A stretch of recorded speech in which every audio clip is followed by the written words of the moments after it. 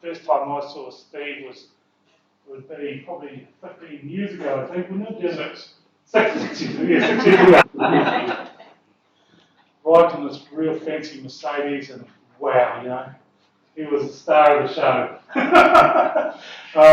And he's still in the game. So without further ado, I'm just going to let him straight into it and introduce Steve Goodey.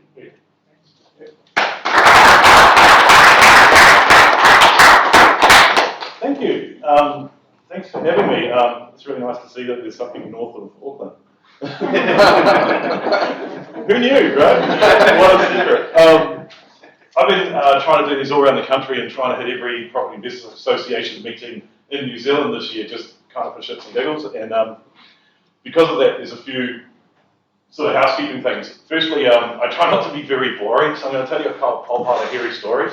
And hopefully they will relate to your investing and what you're doing and what you're looking to do in future. But by way of warning, I've been told that when I get into full swing, I tend to accidentally swear sometimes. And so I'm going to apologise for that at the moment. But also, sometimes I swear and it's not an accident, and that time I really mean it, okay? So like, watch out for those. But what I thought I would talk about is like, just really briefly start with how I started and how I got going. I'm going to tell you about the biggest stuff up I ever had in property, and then immediately, because this is group therapy for me, talk about the most decent profit that I ever made, and then roll into where I see the property market right now, because I don't know if you guys noticed, but a couple of things have changed, right? The lights went out. This thing didn't really slow down. Somebody pulled the handbrake and slid it in sideways, right? And I'm going to discuss how I see that progressing, because you know, there's a lot of people out there with, you know, grey hair than me that have probably seen this before, and this is my third boom, and I got burnt on the first two, and this one I'm going to really enjoy. There's a lot of people in the room tonight that are like younger than me, and hopefully they can learn from that. Using the technique, which is the fact that the one thing I probably love the most about property is that I can sit each and every one of you down and tell you absolutely everything I know, you know, both things, and explain absolutely everything I know about real estate to you, and it wouldn't detract at all from what I'm doing. And that's what I kind of love about it. It's a very communal thing that way. So I'm going to tell you some hairy stories and some wins and some losses and where I see us now, where I see it going, and then I'm going to take some questions. Does that sound good? Yeah. Like you've got a choice. Stuck here now, right? So firstly, who's a member? Cool. So who's not a member? And why not? So more than half, right? Yes, I'm a member. First night, there you go. So apparently the Property Investors Association in Northland here has offered you guys $20 off. Whatever you paid tonight comes off your membership. If by the end of tonight you choose to join, I will add another $20 to that, because I think it's a decent cause, basically. I think that politically we need more people grouped together, putting pressure on some of the stupid things coming out of fish and chip shops all around the country. But I'll leave that for now. I have an opinion here or there. We'll put that to the side for the moment.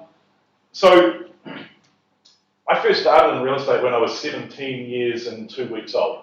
I'd mowed lawns in Roundity South and Papram all around my house and my parents' house, and I put together $10,000.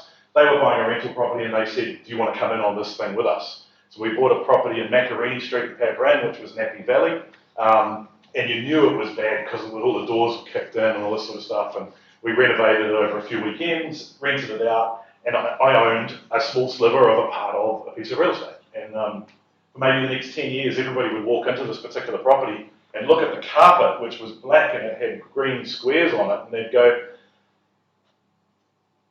nobody picked it until you say to them, "I may have borrowed that carpet from the head office of the National Bank." Everybody knew it, they just didn't know that they knew it. It was one of these. And so 6 or 7 years into owning that, I decided to go to Europe, and so I sold out of it to my parents. They gave me, I think, $18,000 back for the $10,000 I put in, and I spent all of that $18,000 on. Go, mate, go.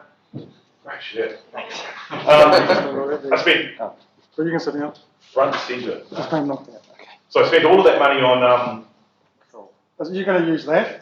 Oh, I'm going to try not to. Oh, okay. It's it's in the camera. Move it then. So how was going? I keep managing. Sorry, I wasn't really warmed into it or anything, you know, I wasn't really. No, that's all good. I know you're a professional. You can recover. So I went to Europe and I bought lots of flights and lots of hamburgers and I spent lots of money on skiing and ungrateful women. And honestly, the rest of the money I wasted. And I spent a couple of years in the UK and Manchester and around Europe, and then I came home. And when I came home, I was actually so broke that I had to borrow $1,200 for the flight home from my parents. So I came home broke, and I came back, and the first thing I did was actually go to my cousin's wedding in Kubu at a winery, and he was 28 years old, which was 2 weeks younger than me, and he had just retired. So he'd gone to Singapore and got into the diamond trade, made some good money, come back to Auckland, bought a couple of dozen properties, renovated them, re-rented them, blah, blah, blah, used that to buy a mortgage broking company, and that company ended up buying my parent mortgages. And so he retired to the Gold Coast just before his 30th birthday. And I sat there and went, you know, firstly, that's just not right. Like, my mum's looking at me going, and so I said, you know, how did you do this? And he says, property, real estate, buy assets, buy dirt, you know, good quality assets, blah, blah, blah, blah. And I said, yeah, that sounds awesome. That sounds great. How the hell do you do that, right? And he slid Rich Dad Poor Dad across to me, which I devoured in a night because it's stupidly readable and wickedly obvious, but it's not exactly a how-to manual, is it? Like, it doesn't tell you what to actually do. It just gives you some, like, core lessons, right? And so I started following around some people who I aspired to be. And I've become very good at replicating profitable enterprises that other people do. And there was 2 very, very good property investors in my region at that stage. A guy called Toby York, who's since moved up here. He had a company called 0800 We Buy Houses, and he got a lot of private sales and things. Rolled through those like you wouldn't believe. And another guy called Graham something. Fowler, I think. He wrote a book, you might have heard of him.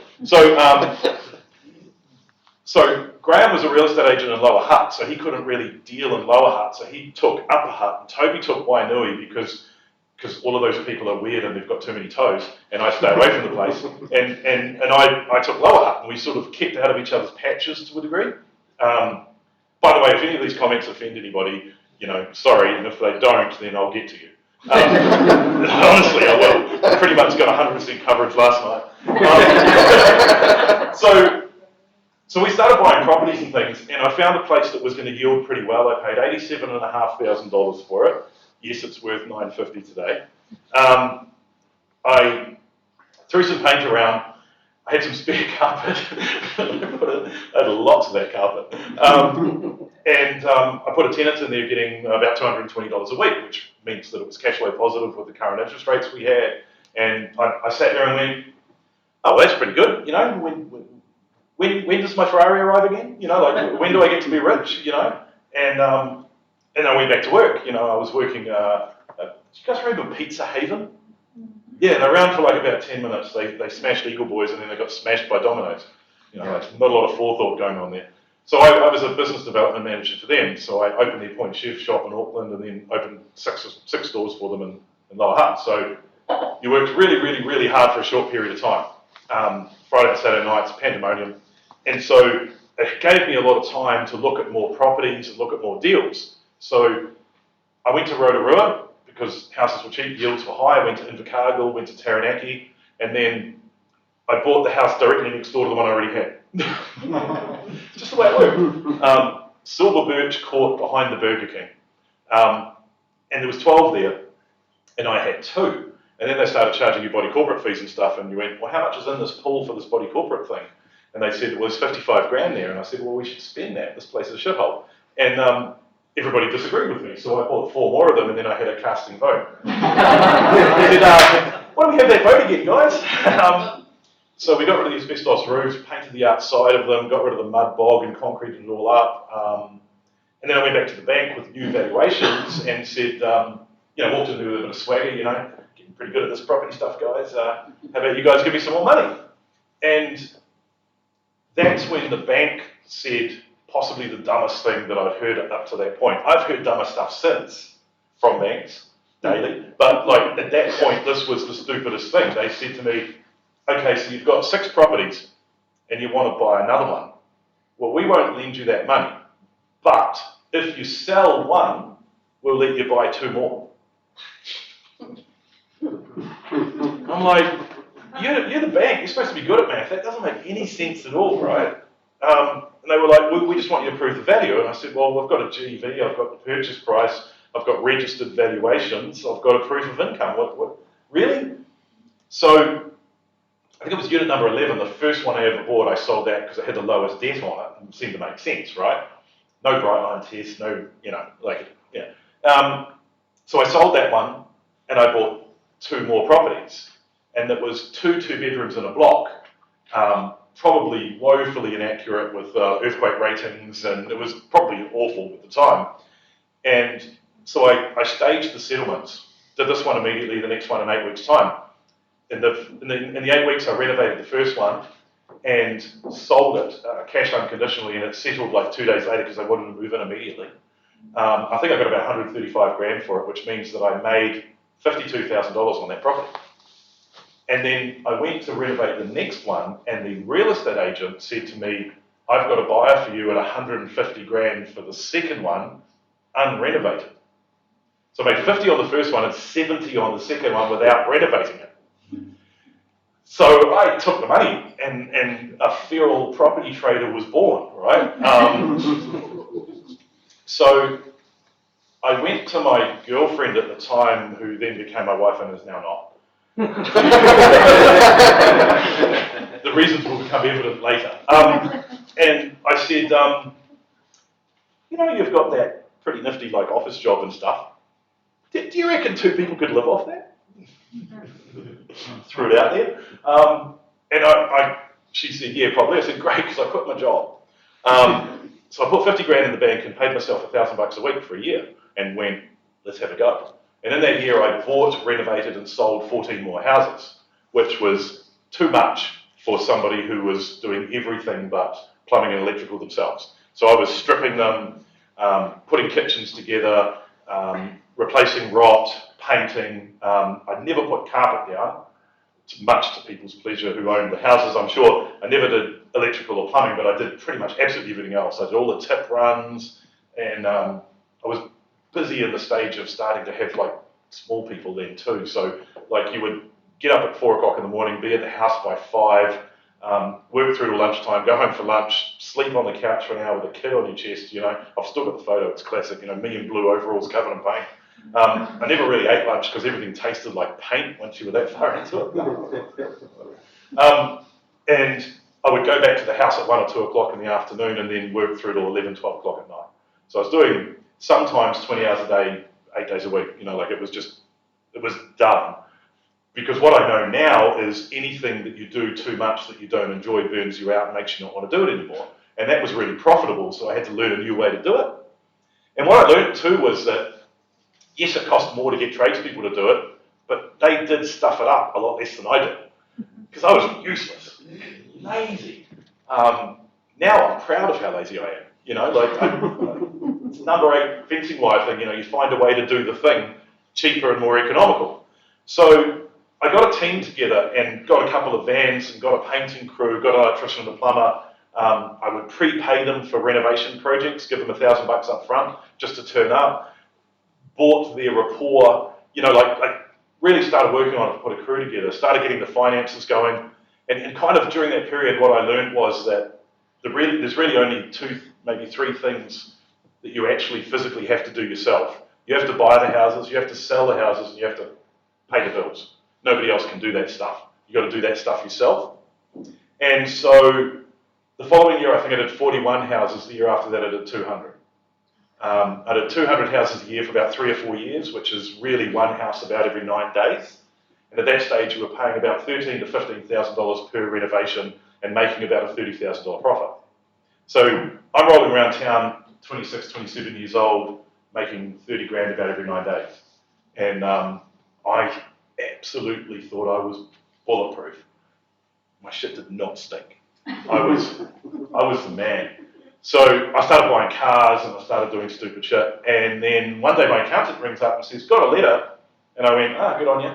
He goes, no, it's serious. It's a 5-page letter from Inland Revenue. They want to have a little look at you.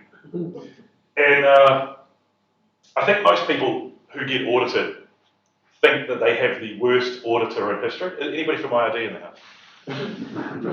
Let's just keep this among us.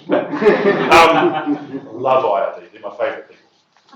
So this guy turns up and he literally had a cap on that said revenue. It's like, what, you the sheriff? Do they give you a gun, big fella, or what? You know, like. Oh.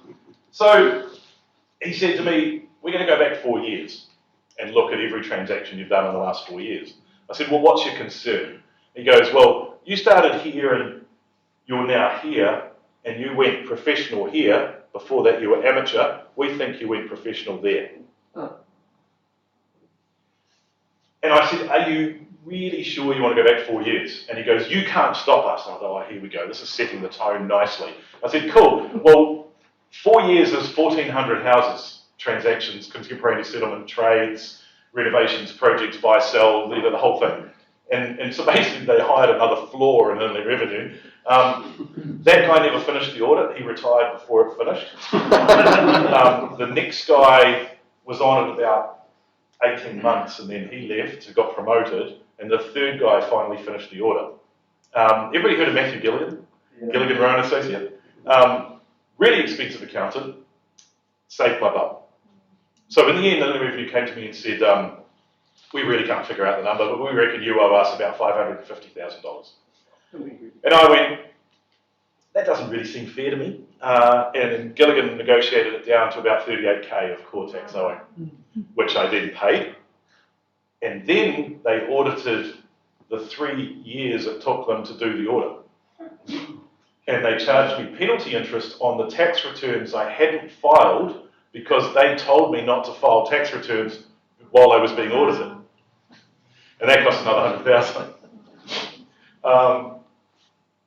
So I learned a few things about bookkeeping. I learned that if you've got a trolley that's this high with boxes and original paperwork and give it to IRD, they will promptly lose it because it's in their best benefit to do so. I learned then that they wouldn't accept copies after that. Lots of learnings were had about being squeaky clean and about, yeah. And so I got through that, and then I got shoulder tapped by a guy called Campbell Venning, who's still in the property industry today. And I interviewed with him, and he wanted to hire me as a feral property trader, corporate elitist, capitalist, whatever label you want to put on it, right? And he said, look, I've got a franchise for a company called Rich Mastery. Anybody remember the good old bad days of Rich Mastery? Does anybody know how that ended? Badly? Do you want to hear the real story? Yeah. I was there. So, Campbell, I interviewed with him, and Campbell had a big brain, and he was a really interesting guy, and I was like, I want to work with this guy. I want to know what this guy knows. He's done a lot of cool stuff that I want to be doing, and so I took up this job at Rich Mastery as a property finder in Wellington, running the Wellington property team. So our job was to talk to property developers, obtain as much stock as we could off them, and margin it, as in add something to it, and market it on to rooms full of people who are interested in property investment. And we were talking 2-bedroom units in Wellington, yet to be built a year and a half away for $270,000 that are now worth $950 and stuff. So people did quite well at it, let's be fair.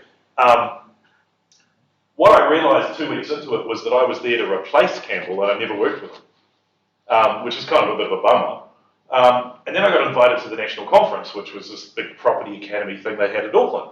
And they would charge 600 people, $3,500 for the weekend, put them in a room, stuff them full of, and I got 2 hours on stage, a bit like this. It was actually my first public speaking gig. And I was shit at it, honestly, terrible.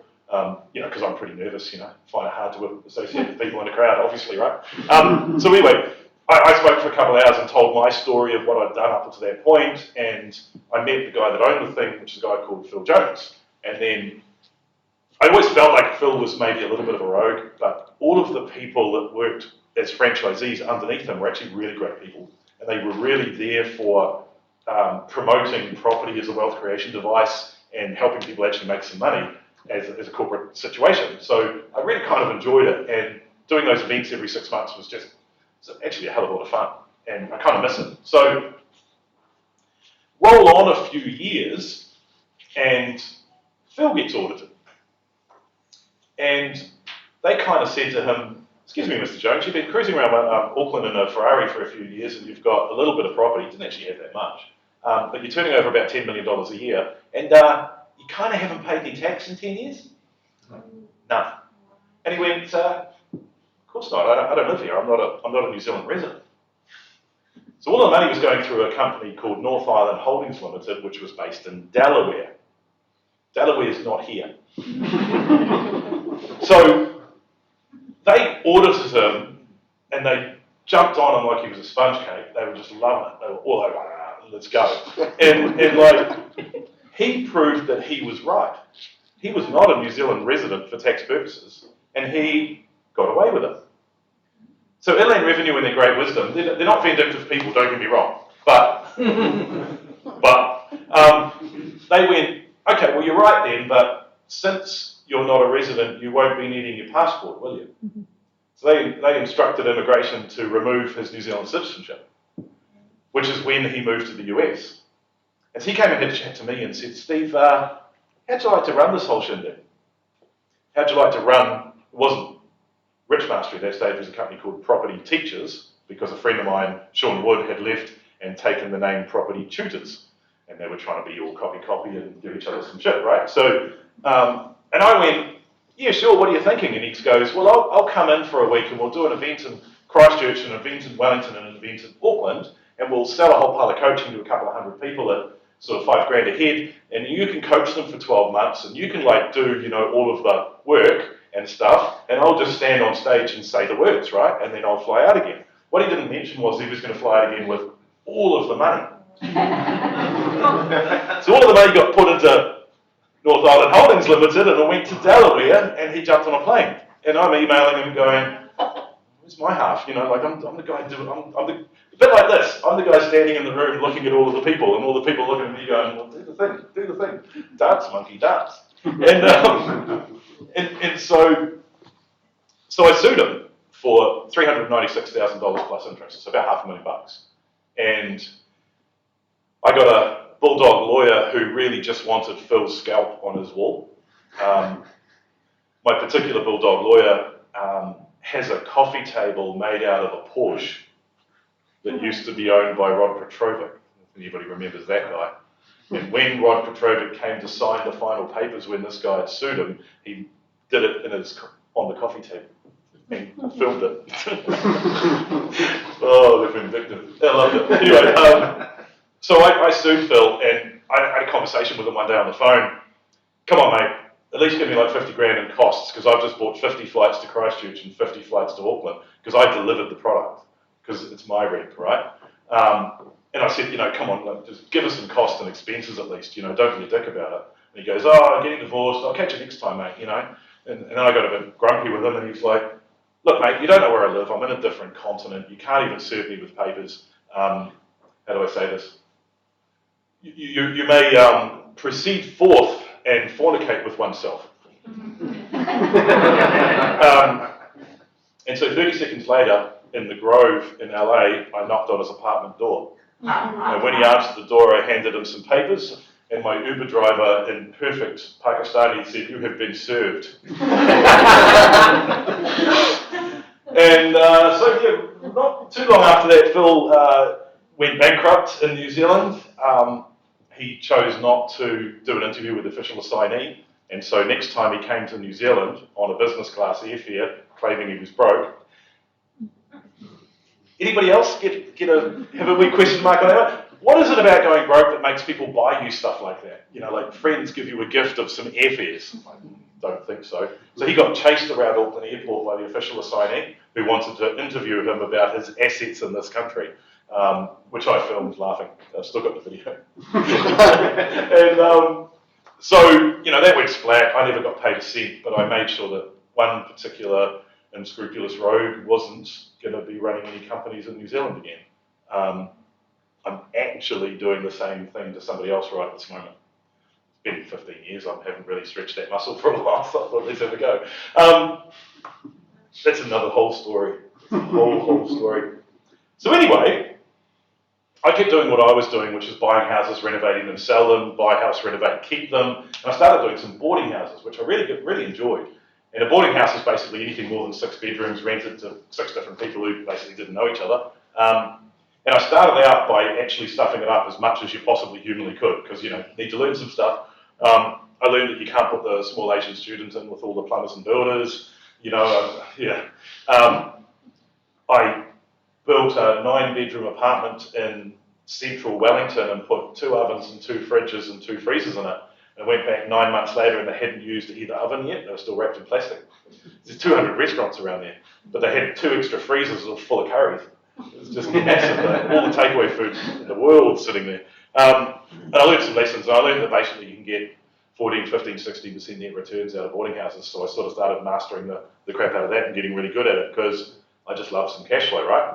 And then about a year after Rich Mastery went flat, Sean Wood contacted me and said, I'm running this thing called Property Tutors. It's working really well, one-to-one coaching, charge heaps of money, give heaps of value, get people who are really onto it, ready to do some stuff and can do some stuff, and work with a private bank and work with private developers and give them a big bear hug and let's make all this stuff happen and work and get people working together. And he was doing it to really great success, and so he became Property Tutors Auckland and I became Property Tutors Wellington. And for the next decade there was beers and road trips and Ferraris and carnage and fun and great times and chits and giggles. And then one day Sean sadly told me that he was very ill and 9 months later he died of bowel cancer. And to this day I've got a badge that says, what would Sean do? Because I just love the way that guy thought. He was a very cool guy and much respect. So around about that stage, what I was also doing is taking large-scale developments off developers all around the country and helping them market them as off-the-plan deals, using things like deposit bonds, and just using the 18-month build time as a long settlement process to add value to properties and make them affordable. So people would put in 5%, they'd buy something for 350 grand, it'd be worth 420 grand by the time they settled, they didn't have to put any more deposit in. It was a fair weather strategy, quite obviously, works really well in a flat or rising market, works really badly in a dropping market. Catastrophic, bad. So I started doing that, and I sold about 1,400 apartments, maybe 7, 8, 9 buildings all around Wellington that way, and kind of got a name for doing that, which was really fun. A lot of road trips around the place with different developers with different properties. And then I had possibly the start of the biggest brain fart of my entire life. And I decided to cut out a piece in the middle and be the developer. I thought, shit, how hard can it be? I've met all these developers and I've gone, you ain't that smart, man. Like, really, they're all, pants, leg, same thing. So, I figured, why not? So, I bought a $2.2 million 700 square metre section in central Wellington in Haining Street and had a 37 metre height limit, which means I could go up about 9 floors. And so I went to council and said, I want to do 100% site coverage, 12 car parks, 137 dual key apartments, 2 lift shafts, make a really nice looking building. And they went, yeah, absolutely no problem, bring us some drawings. Got my architect out, he drew it up, took it to council, council went, no, I hate that. Redrew it, took it back to council 6 months later, showed it to them, they said, no, I hate that. And I started to get to the, what the fuck do you want, sort of stage of the design aesthetic. So about a year and a half and $1.1 million into this project, they decided that I could use the land that I owned for the thing that I wanted to do with it. They gave me a resource consent. I then ran around a couple of banks, got the cap on, and could I possibly just borrow a sneaky $19 million, please, to build this? And learned a lot about funding very quickly. First thing I learned was you needed pre-sales, so you need a percentage of the building to be sold to secure the bank's capital when they put money into it. I also learned that there's 3 types of capital. There's bank funding, which goes in last. There's my money, which goes in first and stays in longest. And then there's mezzanine funding. And mezzanine funding is where you borrow, say, $2 or $3 million off somebody at about 18%, and their money goes in last and comes out first, and they get the most interest from it.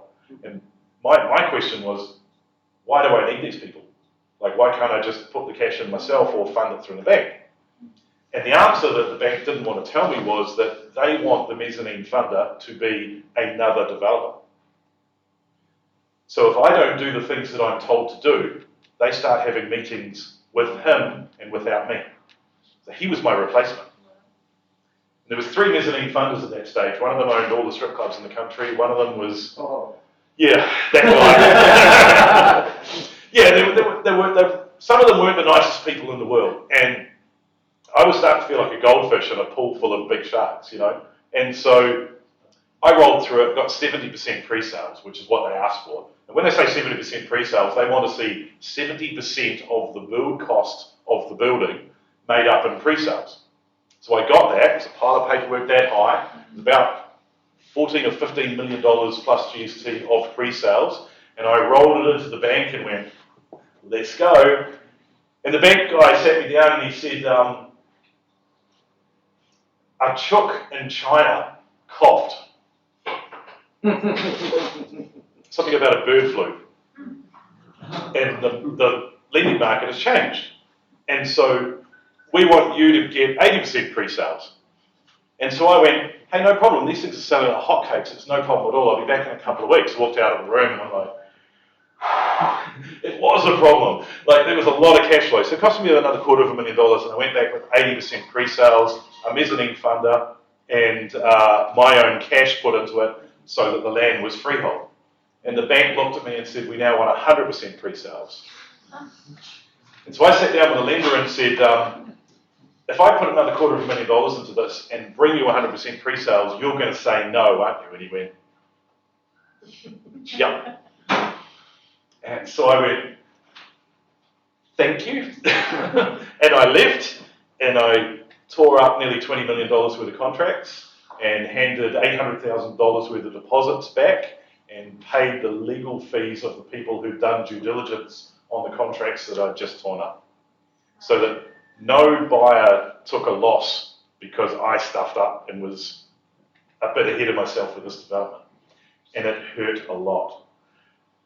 So I was about $2 million into the project at that stage, and I parked it. I put a tenant in, and then global financial crisis got worse. And long story short, the Royal Bank of Scotland went bankrupt and got bought out by the Bank of England. And the Bank of England looked at the list of debtors and went, why are we funding 19 people in New Zealand?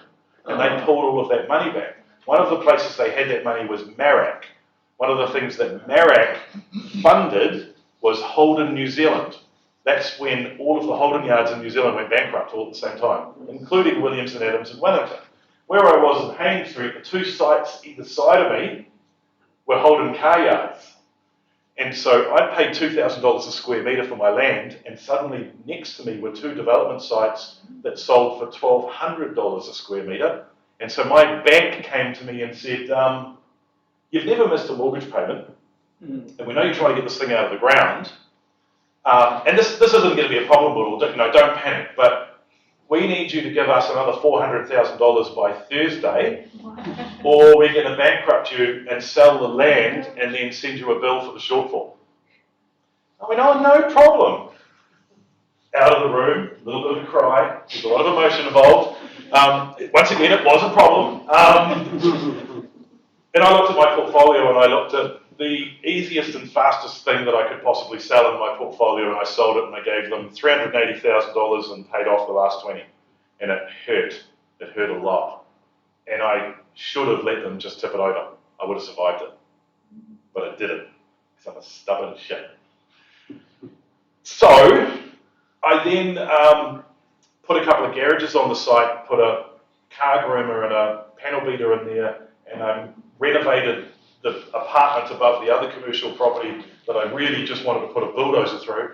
It was a total piece of shit, it was not good. And I maximised the income from the property as much as I possibly could, so that it was only costing me $5,000 a month for the next 11 years. I'm very stubborn. too stubborn. And once again, I'm pouring money into a hole in the ground. I'm just burning money left, right, and centre. The economy got a lot better, and I decided that now was the time to take on a joint venture partner. And so I found somebody who was really keen to do the project with me. They put in some money, I put in some money. I didn't do enough due diligence on them. They went bankrupt doing something else. I had to buy my development back from the liquidator, which cost me another $50,000. And at this point, I was going from fuck up to fuck up without losing any enthusiasm at all. Honestly. and so the economy got better and the land became worth more, which means that I had more fundability, and I was earning money in other places and burning it here. So I found somebody, a lady called Yvonne, who was amazing, and she was a beast of a woman. She was in her early 70s. She was covered in Goodey and Louis Vuitton, and she made grown men tremble, men who wear boots and fleece and know stuff about buildings, and she just intimidated the shit out of them, and I loved her for it. And she kept me in line, and she got a new design for the building, and we went out and started doing pre-sales again, and we had finance approved, and it looked like it was going to happen, and then she took a fall, and then 9 days later she died. And that sucked a lot. I've carried too many boxes in my time, seriously. Which is why I buy stupid cars now and have fun, because you're a long time dead. Anyway, so her kids then had a fight over her assets, which means that I couldn't get my boxes of stuff out of her office for 9 months. At the end of that 9 months, I had had enough with this project. It had been 14 years. I did not imagine that a building was going to come up out of the ground anytime soon out of this project. So my architect put it on the market and sold it to somebody who had a spare 140 million and didn't need funding to build the building, which is halfway up now. And the person who's bought it off me will build it with no debt, with all cash, and he will keep it as holding stock. Which just brought, it awoke into me the fact that anything I think is expensive, somebody else has got 4 of them. There is so much money out there. Honestly is. So anyway, that happened. Need a moment? No. It wasn't my best work. I should have let it go years ago, and I was just too stubborn to see it. And eventually this guy bought it, but he bought it during lockdown, and he wanted to do a whole pile of due diligence, and he kept asking for extensions. So, COVID, you can't go, and everybody's glued to the couch. So the first month I gave it to him for free. The second month I charged him 10 grand for the 1 month extension. The second month I charged him 25, then 100, then $240,000. And I was just deciding on the 6th month of extension going, I'm actually finally making some money out of this program. And I was just figuring out how much I could ask for the next extension when the bugger went unconditional and bought the bloody thing. There's my income gone, And even with all of those extension fees, I still lost money on the project, but I recouped a lot of costs and expenses that I had paid out. And so I'm finally sitting there, and we're all friends here, right? So like between us, on settlement day, $2 million arrived to my bank account. And I sat there and looked at it and went, this is the most money I've ever actually had in actual folding cash. Not a redraw or an offset facility, not a loan or a mortgage or ability to borrow. It's actual folding cash. And I did take a moment and think about leaving the country. No. I took a moment and I thought, well, this is my reset, and you don't get that many chances to have one of these resets, right? And I thought, what have I actually been really successful and really good at? And it was boarding houses and stuff, and setting those up, buying, renovating to hold, and getting high cash flow property deals. Because years ago I looked at it and went, you can't eat equity. Cash flow is what funds this whole thing. Because I always looked at it and thought, well, if I buy a cash flow positive house and it makes me $50 a week, cash flow positive, how many of those houses do I have to have before I can buy a Ferrari and roll around like I'm a rich dude, right? And it's a lot of houses, so I thought, well, it must be all equity that does it. But then I looked at it and went, it's equity that gets people in trouble. Because when there's a downturn and when it goes bad, your values shrink. And suddenly you need 400 grand. And if you've got 400 grand, that's okay, but if you don't, you're in a lot of trouble. And it's cash flow that keeps you out of that trouble. Just a personal philosophy. Anybody disagree with that fervently? I mean, you know, I know there's a lot of Auckland property coaches who only talk about equity gain. But, you know, I turned 50 this year. I've got 20 more years of enthusiasm around property probably before I want to, you know, buy a private island and, you know, have an evil lair built. But I'm kind of looking at, you know, a lot of people in this room here, a lot younger than myself, and you've got 3 or 4 more booms. Equity will take care of itself, which is where I started preaching, I suppose, on my Facebook page about buy good quality assets and own them for a long period of time. We overcomplicate so many things. You don't need to overcomplicate that. That's the entire formula.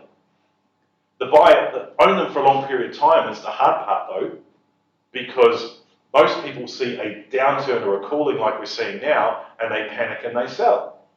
And now is when you should be keeping your powder dry and looking for great deals that you'll own for the next 10 years that you'll ride out of this into the sunset with, right? So that's my philosophy anyway. So I sat there with this $2 million and I went, let's go shopping. The problem I'd had with boarding houses previously is I would buy one with 80-20 finance, I would renovate it, and then I would take a new valuation along to the bank and say, can I refinance this? And they go, Steve, you've only owned it for 6 minutes. We're not going to take a new valuation because you paid this and this is still relevant. So now with $2 million, I can pay cash for boarding houses and then do the thing and then introduce it to the bank. So the next one I bought was 36 Wyoming Street in Petone, right on the Esplanade foreshore. Anybody that knows it, looks right out over the water. So it was a 130 square metre house. Agent took me through it. I've been buying houses off this agent for 20 years. And she said, you must have a look at this right now. And she says that to me once or twice a year. And when she does, I've got the keys in my hand. Let's go right now. Like right now. I wanted it tender for $860,000. When I measured it, it was not 130 square metres, but all the parts that were permitted were 130 square metres. It was 3 bedrooms, 2 bathrooms, a big laundry, and 3 lounges. And so I put a shower in the laundry, and I split the big bathroom in half, made it 2 bathroom cubicles. It was rented at $600 a week when I bought it. For $860,000 I paid for it. I then made it 11 bedrooms, including finishing off a sleep out the back, and I rented each room out for $275 a week, plus $15 a week for electricity and the internet. So all of my costs were paid for too. So I'm getting just under $3,000 a week now. And I took those numbers along to my valuer, and he revalued it at $1.8 million, 3 months after I paid $860. So it's now returning 16%, which is my new benchmark. So then I did something that was a bit dumb, because I am still a bit dumb. I took that valuation and I uploaded it to the homes.co.nz website, and it goes, and I got a call from homes.co, who were in Petone as well, and they're just selling to trade me at the time. And the Homes said to me, oh, sorry, there's been a statistical anomaly with one of your properties, Mr. Goodey. And I said, no, there hasn't. I hung up. About a day later, I get a phone call from stuff.co.nz. Hey, we're writing an article. We've been pointed to your property by homes.co.nz talking about statistical anomalies. We're wondering if you could tell us when you're going to sell your property, because you've obviously pumped up the value to sell it for a high price. I said, well, I'm not going to sell it. I'm not going to sell it for 20 years. This thing's paying me $1,800 a week, cash flow positive after all costs and expenses, even under management. And I'm just no way I'm selling it. And the guy goes, there's a bit of silence, and you can hear the things whirring. He goes, well, why did you upload that valuation to homes.co and make it jump up so much? And I was like, I thought about it for a moment there. Ego? True. And so that $2 million cash that was about a year ago turned into 9 more boarding houses, all with similar 14 to 16% yields. I picked one up the other day for $395,000. You probably saw the video on my Facebook page. Who's not on my Facebook page? You get your phone on me now, right? I picked up this property and it was 7 bedrooms over 3 floors, architecturally designed, Arrow Valley looking down the water. Had no floors, it was rotten, trees along the roof, flat roof, total piece of shit. I bought it for $395,000 and I sold it the next day for $655,000 as a contemporaneous settlement, made about 300 grand on that one. Because it only returned 9% net. And I want stuff that's better than that now. And that blows some people's minds. But that shit is out there. It absolutely is out there all the time. I just can't get where people go, oh, I can't find a cash flow positive deal. How do you do it, Steve? I said, well, I can't find them either. You make them, you don't find them. You don't buy stuff that's undervalued, you buy stuff that's under-rented. You don't buy stuff that's perfect, you buy stuff that's a bit shit. I mean, you don't buy someone else's problem unless you can fix it. And I looked at this particular property and with the particular cladding it had on it and went, I don't want to own this for 10 years. Sold it to somebody else. But I sold it to them with my builder's quote, a rental appraisal, my property manager, and a valuation of $1.6 million. So this guy will owe $940,000 on it when it's finished. He'll pick up $500,000 equity and it'll pay him about $1,000 a week. But I don't want to own it. Why would you? So now I've got 9 properties in my boarding house portfolio that average about 14.5% to 15% yield, which has meant that I've hit some personal financial targets that I've always wanted to hit. Having said that, the end of my first boom, I bought one too many houses because Sean Wood had one more than me. Only reason I bought it. I would openly admit this, it was all ego. The second boom, I missed because I was putting money into my development site. This is my third boom. I now have 9 more houses than I started with, and I still have the $2 million. Because I've recycled 100% every time. Which is why Steve now buys stupid cars. He can. So I ended up being in this position where I had hit certain targets, but now my targets are for me. They're not to compare myself with somebody else. And the easiest way that I found to not compare myself with other investors is I met, befriended, and am now working with a billionaire. That's the easiest way to forget how good you think you are. I met somebody who builds 1,000 new houses a year and sells them. And I had a conversation with him one day and he says to me, Steve, so I was talking to my data scientist yesterday. And I'm starting to think, I'm going to start every conversation with that from now on. So I was, and he says, my data guy comes up to me in the office and he goes, do you know how much you spend on fences? And he goes, I don't know, except he said dirty words in between. And the guy goes, you spend $7 million a year putting pieces of timber between the houses that you build. And he goes, is that good or bad? And his data guy goes, if you sign this contract, you will own 155 acres of Coromandel pine and a logging outfit, and you now spend $3 million a year on fences. Wow, that is scale. That is pretty cool. And you know what he said? Okay. He wasn't even excited. He didn't give a shit. Like, it's just numbers. And then that married in with my ability to not compare myself to other people ever again. Because I'm living my world, like I'm having my track. This is my life.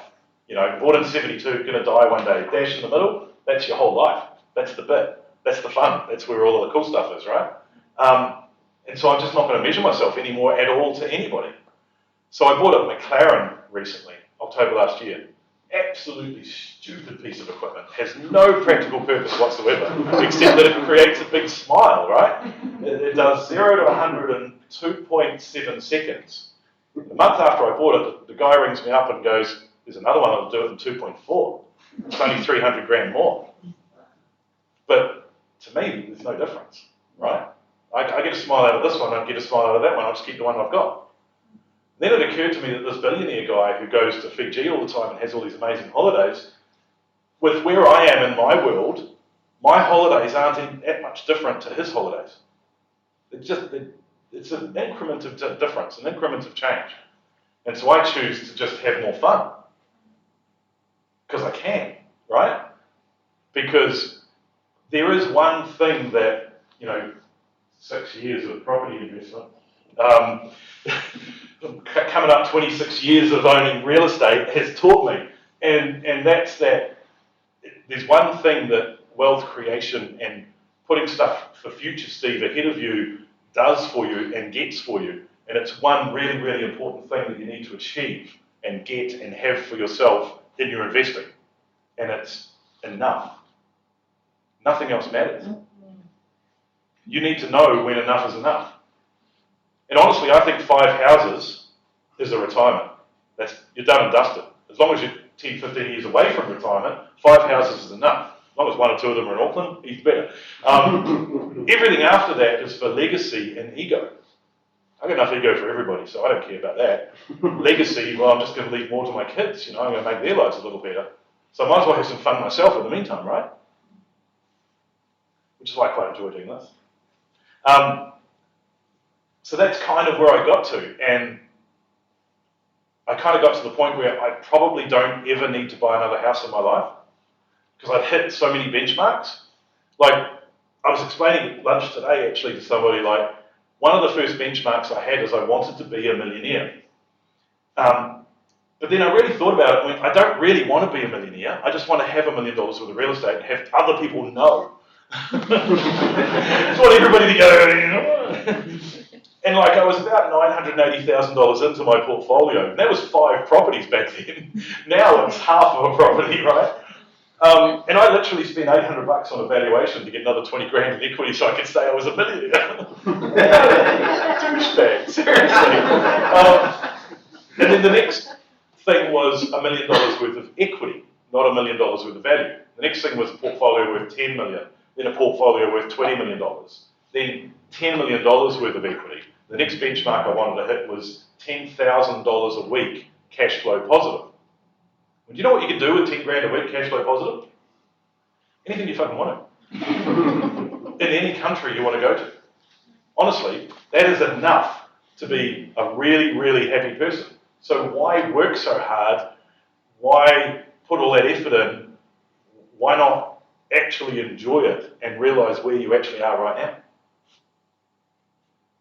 Then I kind of realized that, like, I aspired to be all of these people for years and years and years. And I never looked behind me. Behind me, there's all these people that think that they aspire to be me. It kind of clicked with me one day. And then I was talking to my mate who's a billionaire, and he was saying he's doing a Netflix TV show. It's coming out at Christmas. And he said, do you want to do a property education product that we will record and sell on the back of his Netflix TV show? And I'm like, hell yeah, that'd be great. 2 conditions. Let's give it free to every prison in the country. And let's see if we can get it into primary schools. Yep. Financial literacy, wealth creation. I mean, I've got a kid in college at the moment who wouldn't know how to write a CV or go to an interview or do a tax return. It's just stupid. It's core fundamental shit that these people need to know, right? And how much better off would we be as a country if people actually knew what an asset and a liability was, what an amortization table was, what capitalization is, what's interest, what's principal, instead of, you can get a degree in scaffolding these days, because I realized very early on that not everybody could be me. Most people really don't want to be me.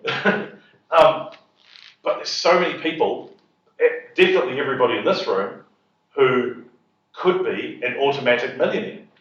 Somebody who habitually knows that they should invest in good quality assets over a long period of time. And you automatically become wealthy over a long period of time. Don't get rich quick, get rich certainly. So we started putting this product together, which was really painful, because I'm sitting there going through the glossary of terms and talking about renovations and talking about costs, and he sits there going, tell them about borrowing $500 million off the Chinese. And I'm like, calm down. That's module 17. We're still doing 1 and 2. It's like, let's go. He's nuts. And so we put this thing together, and we're just editing it at the moment, and we're just we want to put it out there and see what people think of it. And so the first couple of modules will be free, and then it'll be $79, and it'll be a couple of hundred. We're going to keep the entire thing start to finish as a mastermind, hopefully under $5,000, and make it achievable, and make it fundable, and make it easy, and make it logical, and just explain ourselves hopefully really, really well. And that's my master plan, I suppose, for the next few years. I'm really excited about that. That's a note too. So where are we in the property market right now? Let's have a look at it. We have had, what, about 12 major rule changes in the last 2 years? Anybody want to, yeah? First one, healthy homes. Totally 100% agree with it. They should have done it years ago. They probably didn't go hard enough. But they should have made it different for the regions. I don't think your rentals in this town need to be the same spec as Dunedin. Right? Loan to value ratio restrictions, don't care. I'm pretty sure everybody in this room probably has a couple of properties that they've had for a while. Everybody's got some equity. Banks aren't measuring people about equity, they're measuring people about cash flow. So who cares really about loan to value ratio restrictions? You can go to second tier, you know, that's not what's stopping people from borrowing money. Next on my hit list is test rates and debt to income ratios.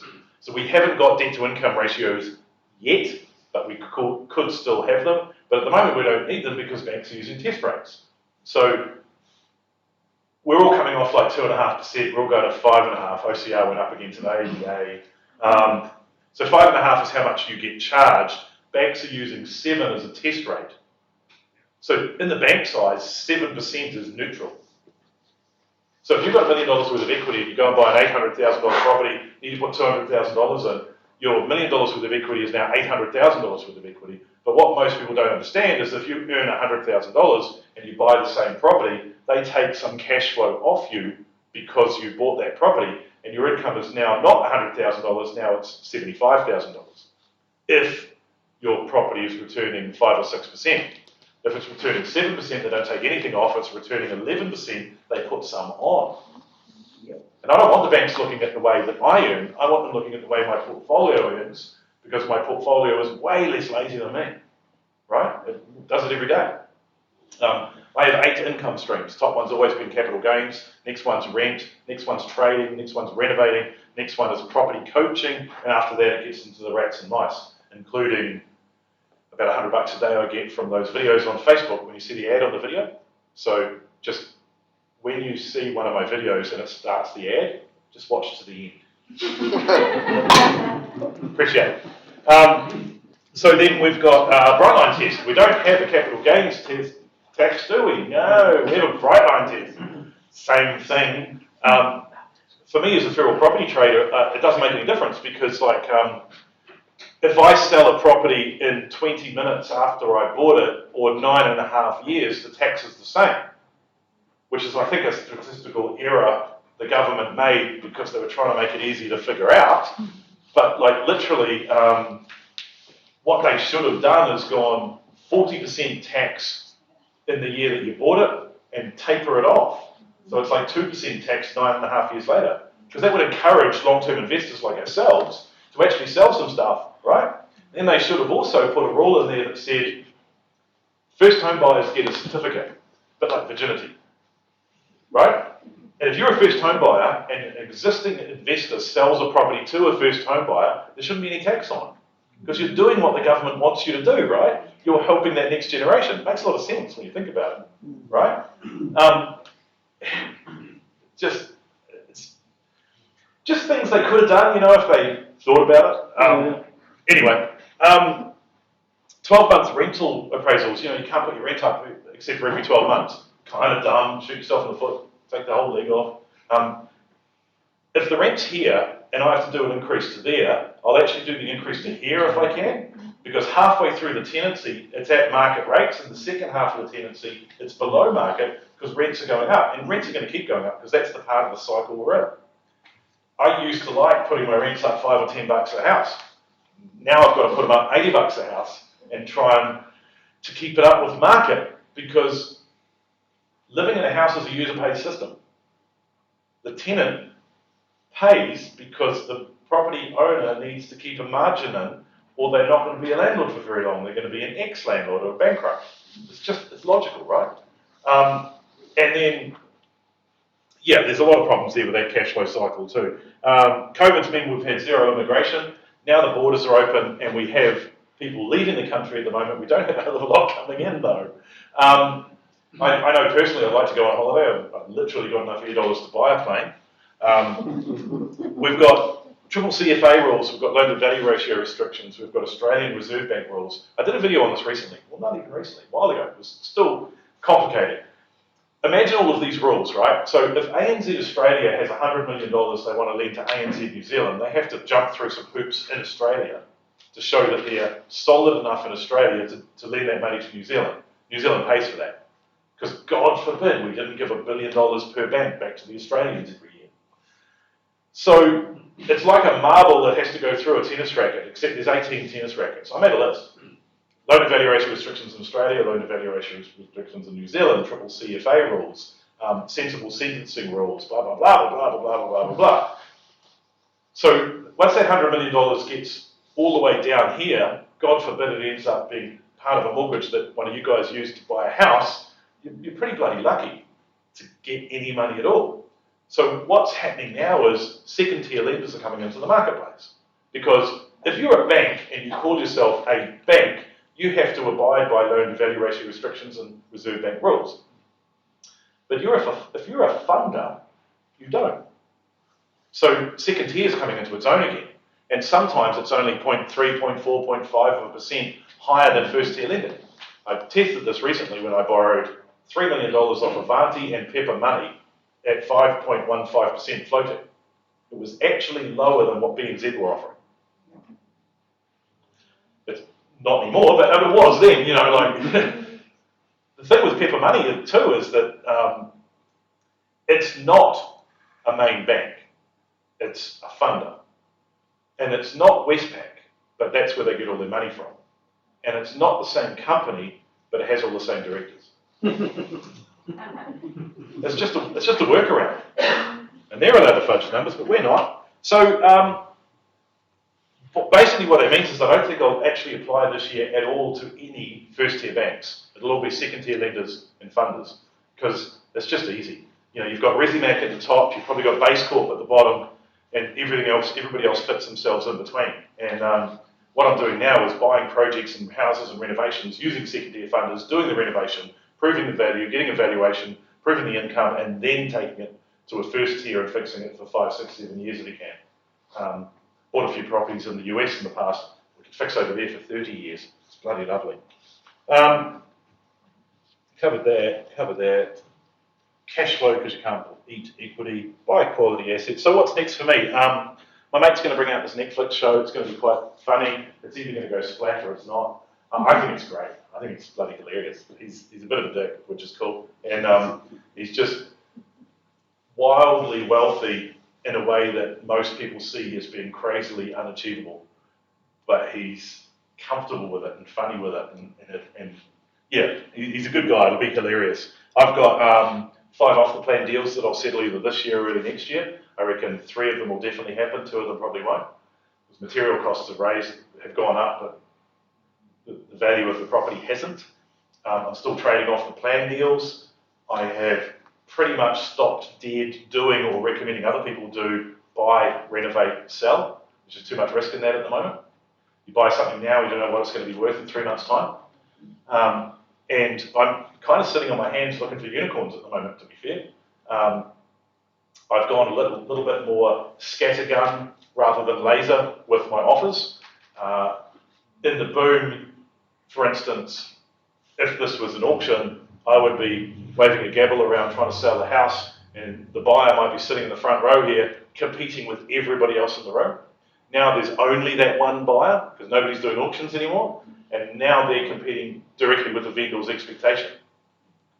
So, heat of the boom in Wellington region, there was 900 properties on the market. Now there's 3,100 properties for sale in Wellington region.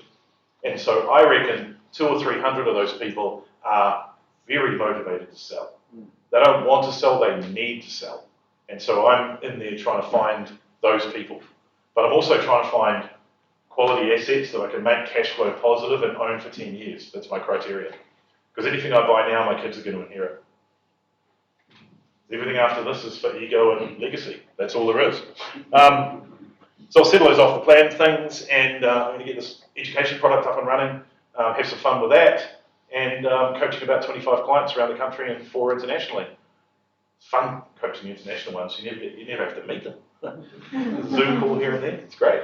And that's basically my TED talk. So thank you. Also tomorrow I've got a coffee morning thing. My PA set it up, and I don't know where it is. Now you're all looking at me. That's what I said. Yeah.